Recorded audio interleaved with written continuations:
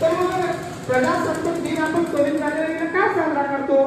तर त्यासाठी आपल्याला 30 वर्ष 20 वर्ष मागे जावं लागते.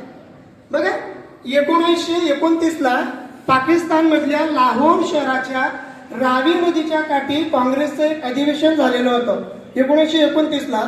आणि त्या अधिवेशनामध्ये पंडित जवाहरलाल नेहरू यांनी ब्रिटिशांना ठणकावून सांगितलं होतं का जर तुम्ही आम्हाला लवकरात लवकर त्या ठिकाणी स्वातंत्र्य नाही दिलं तर आम्ही त्या ठिकाणी 26 नोव्हेंबर रोजी भारताला भारत स्वतंत्र झाला म्हणून असं घोषित करू.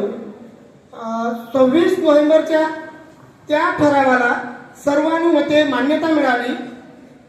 ब्रिटिशांनी भारताला काही स्वातंत्र्य दिलंच नाही. आणि मग पहिल्यांदा 1930 ला 26 जानेवारी 1930 ला त्या ठिकाणी भारताचा तिरंगा हा फडकवण्यात आला.